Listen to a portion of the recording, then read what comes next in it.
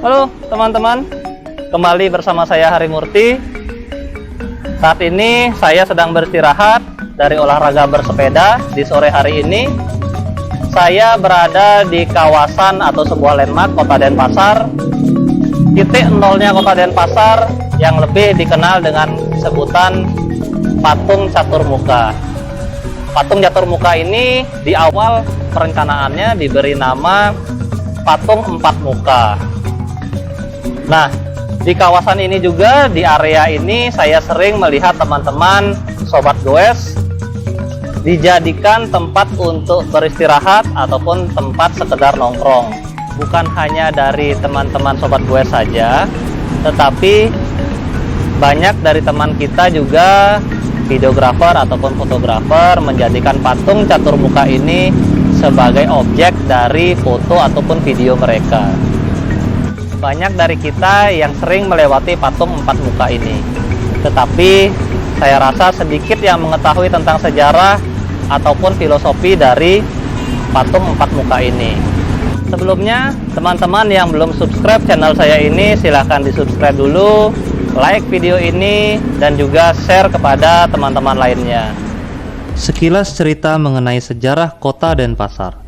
Setelah kemerdekaan Indonesia, pada tahun 1958, Denpasar menjadi ibu kota dari pemerintah daerah Kabupaten Badung.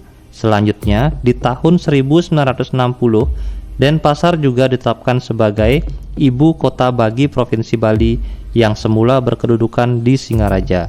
Kemudian, pada tahun 1978, Denpasar resmi menjadi kota administratif Denpasar dan seiring dengan kemampuan serta potensi wilayahnya dalam menyelenggarakan otonomi daerah, pada tahun 1992, Kota Denpasar ditingkatkan statusnya menjadi Kota Madya. Sampai saat ini dikenal dengan Kota Denpasar. Dahulu ada jam besar berdiri tepat di posisi patung catur muka saat ini. Karena berdentang tiap jam dan mengeluarkan suara seperti lonceng, warga Denpasar menyebutnya lonceng. Pada tahun 1972, lonceng dibongkar dan diganti dengan simbol mitologi Hindu, patung catur muka. Dalam brosur atau buku kecil yang berjudul Patung Empat Muka, Bupati Badung saat itu Iwayan Dana tertanggal 30 Mei 1973 menegaskan, untuk menghindari adanya salah tafsir, maka sehari-hari agar dipergunakan nama Patung Empat Muka. Karena tidak dibuatkan upacara keagamaan pada patung tersebut, yang dasar ceritanya dan filosofinya diambil dari lontar-lontar yang berhubungan dengan hal tersebut. Artinya, patung ini dibuat untuk penyebaran nilai-nilai filosofis dan konsepsi kepemimpinan, bukan untuk disembahyangi. Semula ditegaskan bahwa patung ini bernama Patung Empat Muka, sekarang lebih populer disebut Patung Catur Muka.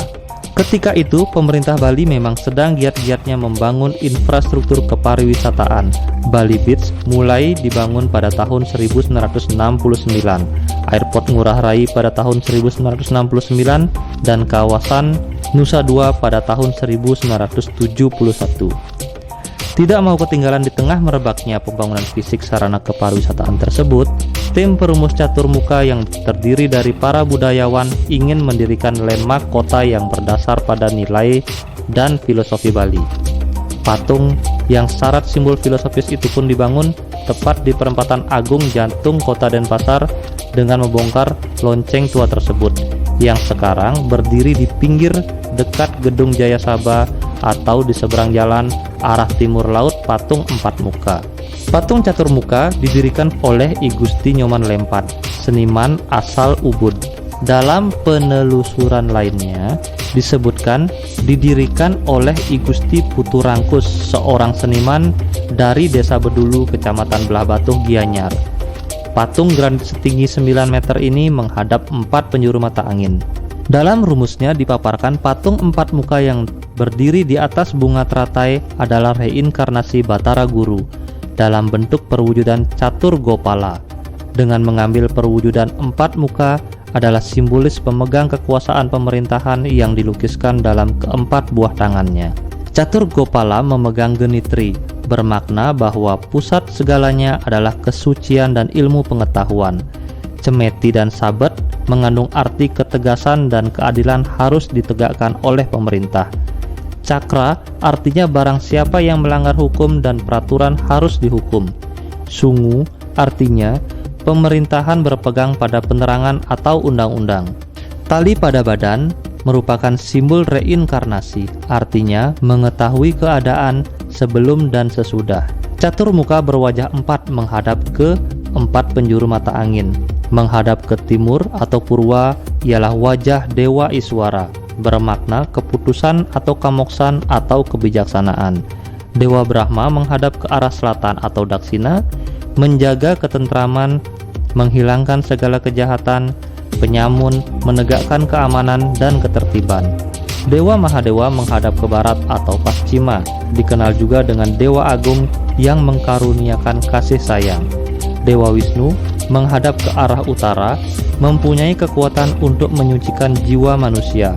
Rakyat menjadi bersukaria, negeri aman, manusia gemar menjaga kesucian dan keindahan, negeri sejahtera sentosa.